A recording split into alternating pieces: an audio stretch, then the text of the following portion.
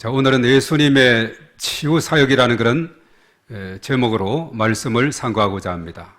우리 가운데 하나님의 은혜가 풍성한 시간이 되기를 바라겠습니다.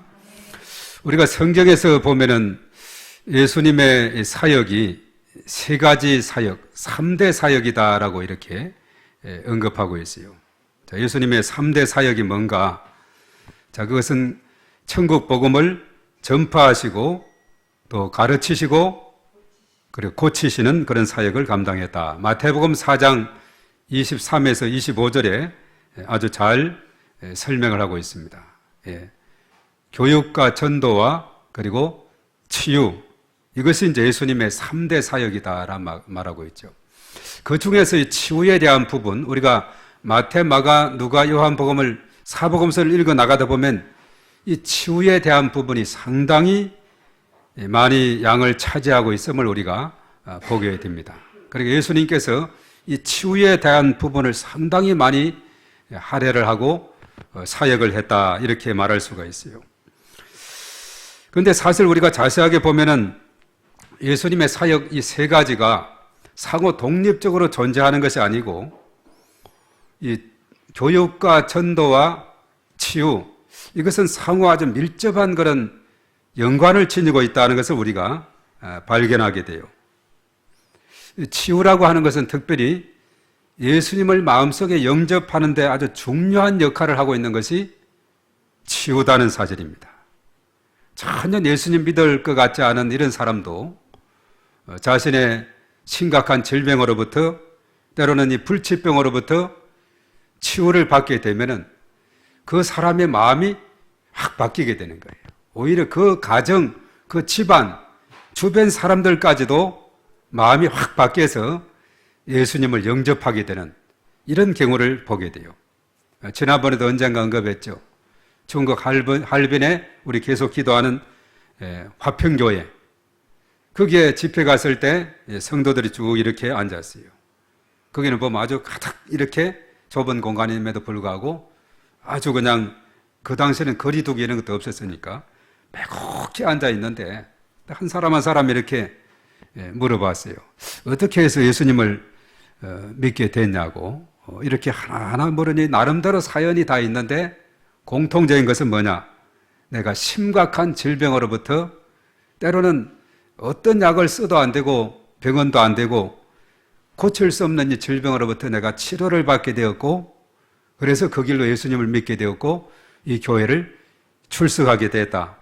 이런 분이 거의 다였어요. 10중 8구가 그런 사람이었다 하는 것을 발견하게 될 때, 이 치유라고 하는 것은 예수님을 영접할 수 있는 하나의 문과 같은 것이다, 이렇게 생각할 수가 있습니다. 우리가 특별히 사복음서 중에서 요한복음 마지막 네 번째에 속한 이 요한복음을 보면 거기에 예수님의 주요 표적들을 많이 읽을 수가 있죠. 그래서 요한복음 읽을 때 통상 예수님의 7대 표적이다, 또 예수님의 부활까지 넣어서 8대 표적이다, 이렇게 말을 하는데, 그도 보면은 가장 첫 번째가 요한복음 2장에 나오는 물이 포도주가 되죠.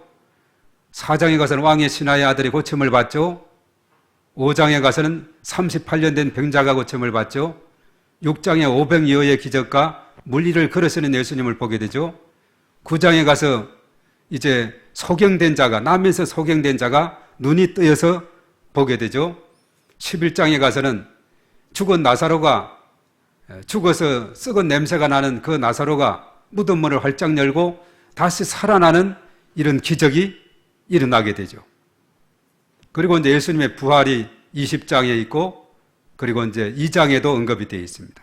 그래서 이것까지 해서 8대 표적이다, 이렇게 말을 하는데, 그때마다 그 결과를 보면은 누가 믿으니라, 누가 영접하니라, 믿으니라, 이런 내용이 나오고, 특별히 죽은 나사로가 살아났을 때, 물론 다른 질병이 고침받는 것도 큰 기적이지만은 죽어서 썩은 냄새가 나는 사람이 살아나는 그것 앞에 많은 유대인들이, 나사로 까닭에 많은 유대인들이 예수님을 믿게 됐다 하는 이런 내용이 11장 그리고 12장 11절에 보면 그런 내용들이 나오고 있는 것을 보게 돼요. 자, 이것을 보면은 바로 이 치유라고 하는 것은 너무나도 중요한 일이다. 바로 예수님을 영접할 수 있는 중요한 통로가 된다는 것을 깨닫게 돼요. 그래서 사실은 요한복음에 보면은 기록 목적이 20장 30절에서 31절에 이렇게 말했어요. 예수께서 제자들 앞에서 이 책에 기록되지 아니한 다른 표적도 많이 행하셨으나 오직 이것을 기록하면 너희로 예수께서 하나님의 아들 그리스도이심을 믿게 하려 함이요 또 너희로 믿고 그 이름을 힘입어 생명을 얻게 하려 함이라 이렇게 말하고 있어요. 예수가 하나님의 아들인 것을 믿게 하려 함이고 그 예수님을 믿어서 생명을 얻게 하기 위해서 요한복음을 기록했는데 요한복음에서 중요한 표적들을 쭉 이렇게 한 8가지로 나열을 함으로 해서 예수님을 믿을 수 있도록 그래서 생명을 얻도록 했다 이렇게 말씀하고 있죠.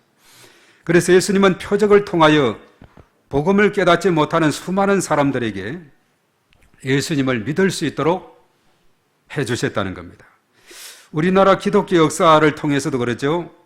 지난번에도 언급했습니다만 여의도 순복음교회가 정말 가난한 그 불광동 지역에서 천막을 지어서 처음 교회를 개척을 했다 그래요. 1958년도. 천막을 한 24인용인가 쳐놓고 있는데 아무리 전도해도 오지를 않는데요. 주변에는 다 가난한 사람들이 있고 저 예지에서 저 지방에서 올라온 분들 가난한 사람들이 그저 토굴처럼 천막을 치고 이렇게 해서 그냥 살아가는 그 지역에 천막을 쳐서 전도를 아무리 해도 안 되는데 어떻게 전도가 됐느냐. 어떤 집이 술 주전뱅이가 있고 남자 아들만 9명, 11명이 사는 그 집이었는데 저 집을 전도해야 되겠다 이렇게 다짐하고 계속 접근했는데 그 술 주전뱅이를 전도하게 됐다 그래요. 그러므로 인해서 그 집이 다 믿게 되고 또 그렇게 저 사람이 변화되는 걸 보고 주변 사람이 믿게 되는데 이제 소문이 나게 되니까 어떤 또 한 날은 전혀 잘 걷지도 못하는 사람이 또 이렇게 서울역에서부터 엉금엉금 기어왔더니 어떻게 알았나 하니까 저기 서대문 저 불광동에 가면은 그 천막교회 그 가면 고침받을 수 있다 해가지고 그래가지고 깜짝 놀랐다. 이 사람이 와서 내가 고칠 수 있는가 없는가. 근데 막 기도하고 이렇게 했는데 그 사람이 나중에는 막 뛰어다니더래요. 청년들이 그 장면을 보고는 그냥 얼마나 놀랐는지. 그래서 그 사람이 제대로 못 걷던 그 사람이 고침을 받고는 온 동네 다니면서 내가 전에 이렇게 했는데 지금 이렇게 잘 걷는다 하니까 또 많은 사람들이 믿게 되고 그냥 환자들이 다 모여들더래요.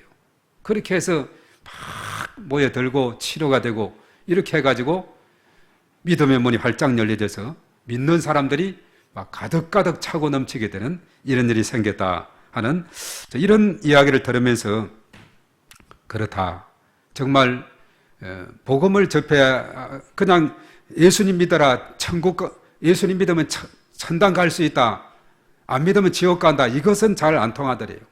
그런데 그 사람들이 술 주전뱅이가 고침을 받고 또 잘못 걷던 사람이 걷게 되고 병든 자가 치료가 되고 이렇게 되니까 예수님을 영접하게 돼서 그래서 그거 이조로 열심히 귀신 들린 자는 귀신을 쫓아내고 병든 자는 치료를 해주고 이렇게 해서 부흥이 크게 되니까 그러죠. 교단에서 그 목사님을 부르더래요. 자네는 요즘 뭐 귀신도 쫓아내고 병도 고치고 무당짓을 한다며 당장 우리 교단에서 그걸 그만 안 두면 사표 내라고 그렇게 이야기를 하더래요. 이것은 자신의 체험인데 그래서 나는 도저히 이것을 놓지를 못한다고. 처음에는 아무리 예수 천당 불신 지옥에도 있지 않던 사람들이 병을 고쳐주니까 믿게 되고 가족 다 데려오고 친구들 데려오고 동네 사람 전도해서 데려온다. 그래서 결과적으로는 그 교단에서 이제 쫓겨나고 그리고 이단으로 이렇게 교단에서 이렇게 하고 했는데 나중에는 또 이단도 풀어주고 또 80년 초에는 또 장로교 통합에서 이단을 했다 한 10년 정도 돼서 풀어주고 해서 정상적으로 됐는데 그 초기의 상황은 어떻게 됐느냐 하면 바로 그것은 치유를 통해서 큰 부흥의 역사가 일어났다는 것이죠. 사실 어느 시대든지 예수님께서 행하신 것을 우리가 행하면 되는 거예요. 마침 우리 교단에는 사중복음이 있어서 중생, 성결, 신유, 재림, 이 신유는 믿음으로 병고침 받는 이런 것을 우리가 인정을 하고 그렇게 해서 이것이 진행이 되고 있습니다. 그래서 신유는 믿음으로 병고침 받는 것이다 하는 것이죠. 자, 오늘 이 본문의 말씀이 이런 놀라운 치유에 대한 그런 부분이 오늘 본문에 나오고 있어요. 예수님께서 바로 오늘 본문 앞전에는 갈릴리 바다에서 4명의 제자를 선택을 하게 됐죠. 시몬이라는 베드로, 그 형제 안드레, 그리고 이제 또 누구를 선택했느냐? 세베대의 두 아들이 있는데 야고보와 요한을 선택했어요. 그래서 시몬, 베드로와 안드레, 야고보와 요한 이 4 제자를 데리고 어디를 갔느냐? 갈릴리 바닷가 오늘 가버나움이라는 곳으로 가게 돼서 안식일에 해당에서 말씀을 가르치게 되었다는 겁니다. 이 가버나움 하면 오늘날에도 성지순례 가면은 거기에 해당 터가 있어요. 예수님이 가르쳤다는 그 해당 터가 있고 기둥 일부와 그 바닥 또 벽면 일부가 이렇게 남아있는 것을 보게 됩니다. 그 바로 앞쪽에는 베드로의 집이라고 하는 그 터 위에, 그리고 그 당시 이제 비잔틴 교회가 서 있었던 그 위에다가 가버나움 새 교회다 해서 이렇게 교회를 지어 있어요. 그림을 한번, 2개의 그림을 한번 보겠어요. 첫 번째 그림은 이것이 해당터입니다. 이 가버나움 해당에 예수님께서 가셔서 말씀을 가르쳤다 하는데 정말 오래됐죠. 저것이 참 예수님 그 당시에 해당 터가 오늘날 이렇게 대략 얼마나 오래되어 있습니까? 2000년이 훨씬 지난 그런 가운데 있는데 기둥이 이렇게 남겨 있고 또 벽면이 일부가 이렇게 있죠. 자, 그 다음 그림을 한번 보겠어요. 저기서 이제 갈릴리 바다가 저게 펼쳐 있고 바닷가 쪽에 이렇게 둥그름하게 있는 것이 바로 이제 베드로의 집이라는 그 터, 비잔틴 교회가 그 바로 옆에 있었고 그 위에다가 이렇게 가버나움 새 교회라고 지어놨는데 평소는 문을 닫아놓고 순례객들이 그것을 좀 우리가 예배를 드리겠다 하면 문을 열어주고 한다는 거죠. 그 뒤쪽에 보면 이제 네모진 곳이 바로 해당 터가 되어 있는 곳입니다. 저곳에서 예수님께서 이제 천국 복음을 가르치게 됐죠. 그 갈릴리 바다가 있는데 그 바닷가에서 시몬, 베드로, 안드레, 야고보, 요한을 이렇게 선택해서 제자를 삼았죠. 그리고 그들을 데리고 저기에 가서 이제 천국 복음을 가르치게 됐다 하는 것입니다. 예, 이제 그림은 그만두고 오늘 21절과 25절의 말씀에 보면은 예수님께서 그 해당에 들어가셔서 하신 일이 있습니다. 오늘 21절의 말씀에 보면은 무엇을 했느냐? 자, 21절에 그들이 가버나움에 들어가니라 예수께서 곧 안식일에 해당에 들어가 가르치심에, 그렇게 말했죠. 저기에 나와 있죠. 해당에 들어가서 가르치셨다 이렇게 말했어요. 자, 21절을 한번 읽겠습니다. 시작. 그들이 가버나움에 들어가니라 예수께서 곧 안식일에 해당에 들어가 가르치심에. 아멘. 자, 가르침을 했고 일을 했고 25절의 말씀으로 좀 뒤로 넘어가서 자, 또 무엇을 했는가 다 같이 시작. 예수께서 꾸짖어 이르시되 잠잠하고 그에게서 나오라 하시니. 예. 바로 이것은 뭐냐면 축사, 귀신 들린 자를 치료하는 일을 했다는 겁니다. 그래서 해당에서 2가지를 하게 됐어요. 말씀을 가르치게 됐고 귀신 들린 자를 치료하게 됐다 이렇게 말하고 있습니다. 자, 그러자 사람들의 반응이 어땠습니까? 22절로 가보겠습니다. 자, 22절 다 같이 시작. 무사람이 그의 교훈에 놀라니 이는 그가 가르치시는 것이 권위 있는 자와 같고 서기관들과 같지 아니함이려라. 예. 그들이 예수님의 가르치심에 깜짝 놀랐다 그랬어요.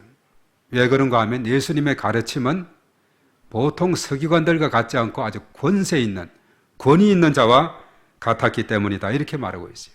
그리고 저 뒤에 27절의 말씀에도 또 쭉 넘어가서 한번 봅니다. 자, 다 같이 시작. 다 놀라 서러움으로 이르되 이런 어찌미냐 권위 있는 새 교훈이로다. 더러운 귀신들에게 명한즉 순종하는도다 하더라. 예. 예수님의 가르치심과 귀신 쫓아내는 일에 동일하게 그들은 다 놀랐다. 그래서 이것이 어찌미냐? 권위 있는 새 교훈이다. 더러운 귀신들에게 명한즉 순종했다. 이것은 뭐냐면 귀신들이 예수님 말씀 듣고 떠날지어다 했을 때 순종한 것은 뭡니까? 쫓겨나간 것을 말하고 있죠. 자, 이런 장면을 보고 거기에 봤던 주변의 사람들이 야, 우리 서기관들이 참 대단한 인물들로 알고 있는데 이거하고는 차원이 다르다. 어떻게 서기관들이 귀신을 쫓아낼 수 있느냐? 절대 못하는 거죠. 예수님은 귀신들도 순종하게 하는 그런 능력이 있어가지고 아주 다 놀랐다 이렇게 말하고 있습니다. 그래서 그 당시 예수님의 권위는 종교 관습에 한 그런 권위보다는 하나님으로부터 온 권위였기 때문에 귀신들도 그 앞에서 굴복할 수밖에 없었다는 것입니다. 대단한 그런 능력을 소유하게 됐죠. 이제 영상으로 돌아옵니다. 그래서 예수님을 따르는 자들은 이처럼 다른 권위가 아니라 예수 그리스도 그 권위 앞에 굴복하는 사람들입니다. 예수님의 권위 앞에 굴복하는 사람. 정당화되지 않은 권세에 대해서는 결코 굴복하지 않지만은 예수님의 권위 앞에는 굴복하는, 철저하게 순종하는 사람이 예수님을 따르는 사람이 되어야 된다는 것이죠. 예수님은 어떤 권세를 가졌냐 하면 하늘과 땅의 권세를 예수님은 가진 줄로 믿습니다. 우리가 마태복음 28장 18절 보면 예수께서 나와 이르시되 하늘과 땅의 모든 권세, 하늘의 권세, 땅의 권세, 모든 권세를 내게 주셨으니 하나님 아버지로부터 그 권세를 부여받게 된 겁니다. 그러면서 지상 명령을 하겠죠. 너는 가서 모든 민족에게 제자를 삼아라. 아버지와 아들과 성령의 이름으로 세례를 주라. 내가 분부한 것을 가르쳐 지키게 하라. 볼지어다 세상 끝날까지 함께 할 것이다. 이렇게 말했어요. 자, 오늘 이 본문의 말씀을 자세하게 보면 해당에 많은 사람들이 있었지만 그 중에 눈에 딱 띄는 사람이 있었는데 그 사람이 누구냐? 더러운 귀신 들린 사람이 있었어요. 소리를 지르고 있었는데 예수님이 어떻게 하셨는가를 우리 이 말씀을 통해서 우리가 잘 알 수가 있습니다. 우선 귀신 들린 사람이 예수님께 한 말을 보면은 이 귀신은 예수님에 대해서 잘 알고 있어요. 우리가 흔히 하는 말이 있죠. 뭐 같이 안다? 예, 귀신같이 안다 이렇게 말하고 있죠. 귀신은 참 이렇게 좀 잘 아는 그런 특징이 있어요. 사실 무속인들은 주로 이제 귀신과 교제를 한다 그러죠. 귀신이 알려주면 그것을 말을 하는 자들이 무당이죠. 그래서 귀신들에게 잘 보이기 위해서 얼마나 참 이렇게 목욕제기하고 막 노력을 열심히 하는지 모릅니다. 그런데 귀신들은 열심히 부려먹고 나중에는 뱉는 것이 귀신의 특징이에요. 도둑이 오는 것은 도둑질하고 죽이고 멸망시키는 거지만 예수님은 약으로 생명을 얻고 풍성이 얻도록 하기 위한 것이라고 요한복음 10장 10절에 말씀했죠. 우리가 요즘 계속 이제 금요 심야기도 지역을 위한 기도를 하면서 지역의 악한 영들을 결박하고 또 무속인들 또 이런 여러 가지 이런 것들을 다 결박하고 있는데 점점 가만히 보니까 저기에 있던 무속인 간판도 어느 날 안 보여요. 쭉 이렇게 가다 보면은 우리 입구 들어오는 쪽에 있었는데 어디로 이사를 갔는지 안 보이고 그저께는 보니까 저기 택지에 1호로 진 집이 무당집인데 그 집이 이사를 갔더라고요. 어떻게 언제 온 건지 모르겠어요. 전에는 장사가 잘 안 돼서 집을 내놨다는 소문은 들었는데 그것이 팔려서 그런지 막 이삿짐 와서 이사를 가고 그래서 점점 우리가 하나님 앞에 기도하니까 이 지역을 하나님께서 무당들이 그냥 다른 데로 이사를 가든지 문을 닫든지 이렇게 하는 걸 보면 우리가 하나님 앞에 기도하게 되면 하나님께서 귀신보다도 더 강하신 능력을 소유하고 있는 분이 하나님이기 때문에 얼마든지 능치 못하심이 없는 줄로 믿습니다. 그런데 귀신은요, 우리보다는 좀 영리한 것 같아요. 하나님보다는 못한 거죠. 예수님보다는 못한 거죠. 언젠가 제가 다른 서울에서 섬길 때 어떤 귀신 들린 자가 있다 해가지고 저 용인까지 이제 가는데 본고에 가득 권사님들을 태우고 이제 축사, 쉽게 말해서 귀신 쫓아낸 일을 하기 위해서 갔어요. 가다 보니까 점심시간이 가까이 돼서 밥이나 먹고 가자 해가지고 식당에 들러서 밥을 잔뜩 먹고 들어가니까 귀신 들린 그때 30대 여자였어요. 아기가 있었고 조그만 아이가. 딱 가니까 대뜸 하는 말이 축사하러 오면서 밥 먹고 와, 금식하고 와야지. 딱 눈을 째려보고 저보고 이야기를 하는 거예요. 처음에는 이거 어떻게 알았지 싶었는데 그때 담대하게 나는 밥은 먹고 왔지만은 거짓말 할 수 없잖아요. 귀신같이 잘 알기 때문에 예수님의 이름으로 왔다. 예수님의 이름으로 왔다 하니까 그냥 이축을 처음에는 공격적으로 나오다가 막 수고로 들더라고요. 그래서 그 세배를 드리고 이렇게 막 예수 이름으로 떠날지어다 하니까 또 이렇게 좀 안정을 좀 찾는 것 같고 이렇게 하는 모습을 봤습니다. 그래요. 우리가 예수의 이름이 귀신들이 가장 벌벌 떨게 하는 그런 요인이 되고 있다는 사실입니다. 오늘 24절의 말씀에 보면은, 자, 24절은 한번 읽어보겠어요. 자, 귀신이 뭐라고 말을 했는지. 자, 24절 다 같이 시작. 나사렛 예수여, 우리가 당신과 무슨 상관이 있나이까? 우리를 멸하러 왔나이까? 나는 당신이 누구인 줄 아노니 하나님의 거룩한 자니이다. 예. 여기서 귀신이 세 가지 이야기하고 있어요. 첫 번째 뭐냐? 나사렛 예수여, 우리가 당신과 무슨 상관이 있나이까? 자, 이것은 반대 세력이 서로 공존할 수 없음을 표현하는 히브리적 관용구다. 귀신하고 예수님은 서로 공존할 수가 없는 거예요. 모래와 이게 물과 기름과 같은 거예요. 서로 공존할 수 없는 거예요. 서로가 같이 융합될 수 없는 그런 상황 속에 있는 겁니다. 그러니까 귀신이 나사렛 예수에 우리가 당신과 무슨 상관이 있나이까? 이렇게 말을 하고 있죠.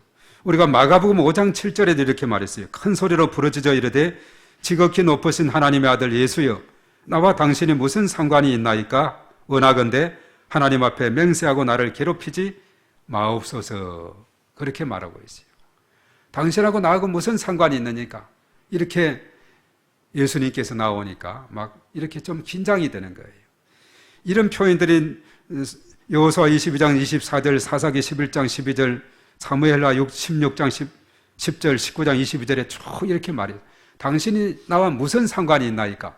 도저히 서로가 융합할 수 없는 그런 표현을 쓸 때 그런 의미를 말을 쓰고 있다 그러죠.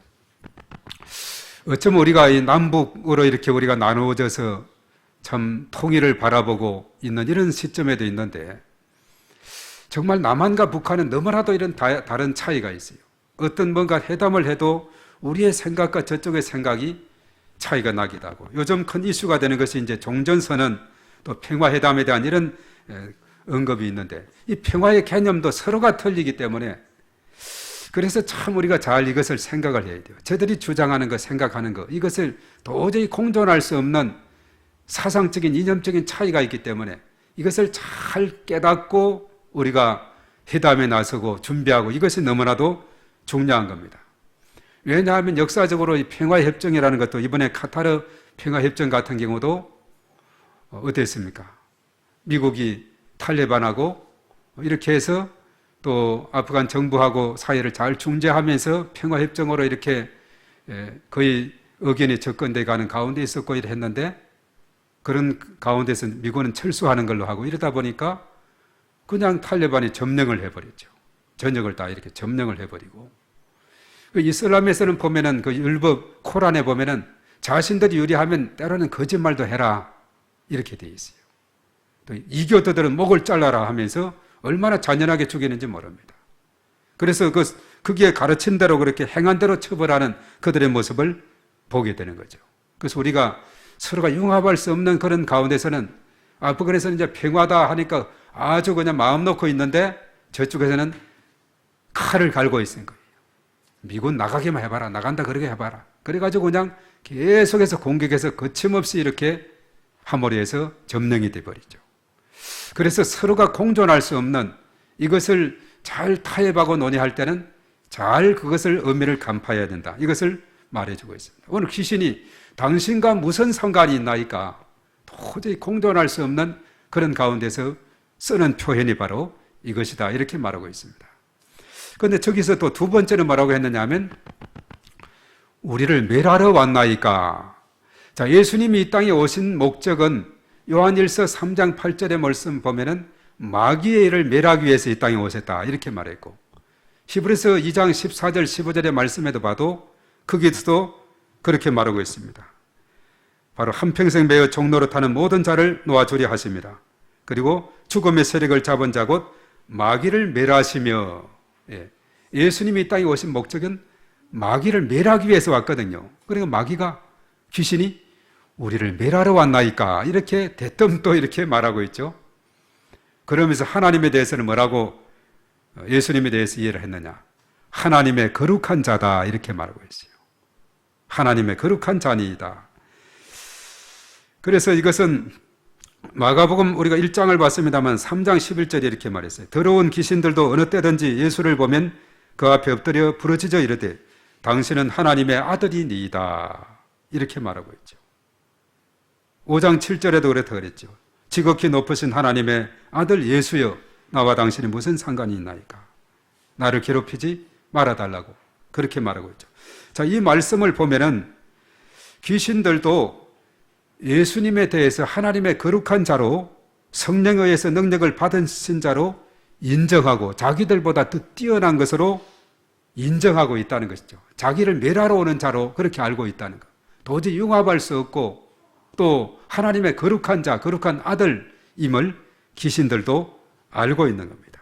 그렇죠. 예수님이 한 수 위가 되는 거죠. 예수님이 뛰어난 겁니다. 자, 그래서 예수님은 이때다 싶어가지고 예수님이 행한 것이 바로 다음 절 25절입니다. 자, 25절 다 같이 시작. 예수께서 꾸짖어 이르시되 잠잠하고 그에게서 나오라 하시니. 예, 다 같이 따라하겠습니다. 잠잠하고 그에게서 나오라. 예, 바로 예수님이 선포하셨습니다. 귀신을 쫓을 때는 명령하고 선포해야 됩니다. 나가 주시옵소서 이게 아니에요. 간구행이 아닙니다. 나갈지어다, 떠날지어다. 오늘 이 말씀에 잠잠하고 그 사람에게서 나오라. 예수님의 그 말씀은 권세가 있고 능력이 있는 거죠. 우리가 사실은 사도 바울의 사역에서도 사도행전 16장 16절에서 18절에 보면은 저 많은 귀신 들린 여종을 만나게 됐죠. 빌립보에 가서 점으로 인해서 그 주인을 이득을 주는, 큰 이익을 주는 자리에 있습니다. 바울과 우리를 따라와 소리 질러서 이 사람은 지극히 높은 하나님의 종으로서 구원의 길을 너희에게 전하는 자라 이렇게 하면서 그때 말했어요. 그 귀신에게 바울이 말합니다. 예수 그리스도 이름으로 내가 네게 명하노니 그에게서 나오라 하니 귀신이 즉시 나오니라. 예수 이름으로 나오라 하니까 즉시 나왔다 그랬죠. 우리가 이 마가복음 9장에는 보면은 귀신 들린 아이를 고치시는 그런 내용이 나오고 있어요. 9장 25절에 그 아이에게서 나오고 다시 들어가지 말라. 이는 다시라는 표현을 썼어요. 귀신이 나갔다가도 다시 들어오게 되느냐. 귀신이 그 사람에게서 나갔다가도 이 사람이 전혀 무방비로 있으면 귀신이 떠돌아다니다 보면 아이고 전에 그 있던 자리가 좋은데 해가지고 더 7 귀신을 데려와서 무방비로 되어 있으면 7 귀신을 데려온다 그랬죠. 그래서 우리가 중요한 것은 나갈지어다도 중요하지만은 오늘 마가복음 9장 25절의 말씀처럼 그 아이에게서 나오고 다시 들어가지 말지어다. 다시 떼거리로 들어오려고 할 때 다시 들어오지 말지어다. 이게 중요하더라고요. 지금 40대 남자 집사님을 귀신 쫓아내는데 한번 쫓아냈는데 안정을 찾았어요. 나중에 또 보니까 귀신이 또 들어갔다는 그런 이야기를 들으면서 이것이 다시라는 표현이 눈에 확 들어오더라고요. 그 아이에게서 나오고 다시 들어가지 말지어다. 그래서 나중에는 그냥 다시 들어가지 말지어다. 이것을 계속 선포했어요. 처음에는 떠날지어다, 나올지어다 했는데 다시 들어가지 말지어다. 나오고 다시 들어가지 말지어다. 그래서 귀신 들린 사람들의 그 정세는 보면은 우리가 마가복음 특별히 그 9장 18절에 이렇게 말했어요. 거꾸러져 거품을 흘리고 이를 갈고 파리에 새파래지게 되는. 그리고 20절의 말씀은 심한 경련이 일어나고 땅에 엎드려져서 구르며 거품을 흘립니다. 그리고 22절에 보면 갑자기 불과 물에 뛰어들어가요. 귀신들이 던져 넣게 되거든요. 이런 현상이 자신의 의지가 아니라 귀신들에 의해서 이끌림을 받기 때문에 물이고 불이고 막 뛰어들어가는 이런 현상이 있게 되죠. 돼지떼들이 막 2,000마리가 되는 돼지떼가 그 가다라 지방에서 갈릴리 바다로 빠지게 된 것도 귀신이 시키니까 돼지떼들이 막 돌진해서 갈릴리 바다에 빠지게 되는 거죠. 귀신 들린 사람들은 이런 여러 가지 많은 정세가 있습니다. 근데 오늘 귀신이 쫓겨나가는 모습은 보면 오늘 26절의 말씀에 있는데 어떤 모습으로 나가느냐. 자, 26절 다 같이 시작. 더러운 귀신이 그 사람에게 격려를 일으키고 큰 소리를 지르며 나오는지라. 예, 여기에 보면 귀신이 나갈 때 막 심한 격려를 일으키고 때로는 소리를 꽥 지르면서 나가는 이런 것을 보게 되는데, 우리가 이제 9장에 26절에서도 그런 표현을 했고, 그리고 이제 누가복음 9장 39에서 42절에 보면 소리를 지르고 나가고 격려를 일으키고 거품을 흘리며 나가고 또 몸을 상하게 해요. 귀신이 나갈 때. 언젠가 고등학생 학생이 이제 귀신이 들렸는데, 얘들이 귀신이 나갈 때 그냥 자꾸 몸을 막 머리를 이렇게 벽을 박으려 하니까 잘못 머리 터지거든요. 막 베개로 해가지고 치면 이렇게 맞고 얼마나 그냥 진땀이 흘렸는지 몰라요. 땅에다 콕콕 또 이렇게 막 패댕겨 치고 몸을 바닥에 자기 몸을 상하면서 이렇게 나가는 거예요. 이 귀신이 시키는 거거든요. 자기 멀쩡한 정신으로 막 머리를 벽에 박으면 어떻게 되겠어요? 기밀 선수도 아닌데. 예. 그러면 베개로 이렇게 해서 이렇게 보호를 하는 겁니다. 못 박게. 얼마나 힘이 센지 몰라요. 가가지고 막 박으려고 이렇게 하고, 이게 이제 귀신들 인사가 나갈 때 그런 모습입니다. 몸을 거꾸로 때리고 심한 경련이 일어나게 되고, 알파 치우기도 할 때도 그랬어요. 거품을 막 몰아치면서 내면서 귀신이 떠나는 이런 모습도 보게 됐어요. 그 청년이 지금은 이제 나중에 신학을 해가지고 서울대 성악과 나왔었는데 신학을 해가지고 저쪽에서 목회를 하고 있는 청년이 됐어요. 막 거품으로 막 이렇게 나가는 이런 모습도 보게 되었습니다. 그래서 나중에 예수님은 제자들을 파송할 때 어떤 능력과 권세를 부여했느냐 하면 병 고치고 귀신 들린 자를 쫓아내는 권세를 주었어요. 우리가 마태복음 10장 1절의 말씀에도 더러운 귀신을 쫓아내며 모든 병과 모든 약한 것을 고치는 권능을 12제자를 파송하면서 이렇게 권세를 주었죠.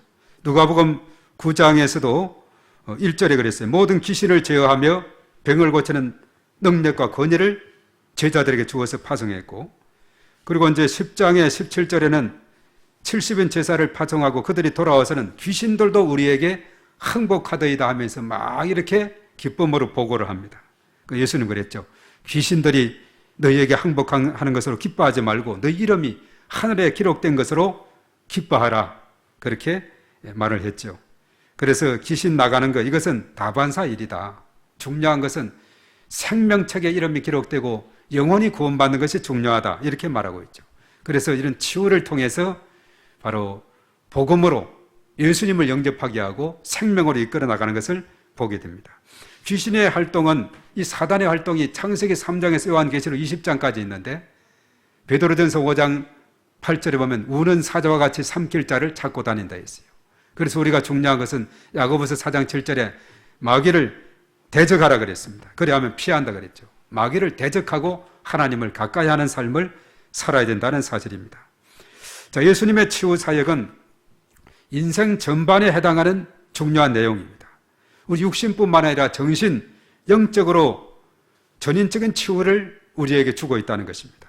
그래서 일찍이 이사야 선지자가 예수님 오시기 700년 전이니까 2000년 전에, 그 700년 전에, 2700여 년 전에 이사야 선지자가 이사야 53장 고난장에서 5절에 그가 찔리면 우리 허물 때문이요 그가 상하면 우리 죄악 때문이라, 그가 징계를 받음으로 우리가 평화를 누리고 그가 채찍에 맞음으로 우리가 나음을 입었도다. 영적 치유, 정신 치유, 육신의 치유의 길을 예언을 했는데, 예수님 오심으로 전인적인 치유를 이루게 되어서 결국 예수님의 치유 사역은 우리의 옛사람, 지옥 갈 수밖에 없는 옛사람이 변화되어서 천국 가는 새 사람으로 변화되는 인간 개혁이 일어나는 겁니다. 전인적인 개혁이 일어나는 것이 치유라는 것이죠. 9월 달에 개혁이 주제라 그랬는데, 옛사람이 변화돼서 새 사람으로 변화되는 것, 사망에서 생명으로, 지옥에서 천국으로, 이런 놀라운 변화, 바로 이 개혁, 이것을 바로 예수님의 사역을 통해 나타납니다. 고린도서 5장 17절에 그런즉 누구든지 그리스도 안에 있으면 새로운 피조물이라, 이전 것은 지나갔으니 보라 새 것이 되었도다. 예수 그리스도 안에서 이 땅에 살아가는 모든 사람들이 영혼중에 강건함을 받고 날마다 주님과 동행함으로 승리하는 복된 삶을 살아야 될 줄로 믿습니다. 먼저 이런 은총을 받은 저희들 하나님께 감사하고 아직도 이렇게 살아가지 못하는 우리 주변의 오이코스들에게 바로 기쁨의 복음 소식을 전가하고 놀라운 전인적인 영혼중에 강건함을 받는 이런 역사가 있어서 영원한 하늘나라를 소망하며 살아갈 수 있도록 우리가 인도하게 될 때 이것이 하나님 앞에 큰 영광이 될 줄로 믿습니다. 이런 일에 참여하는 우리 모두에게 하나님의 큰 축복이 있을 줄로 믿습니다.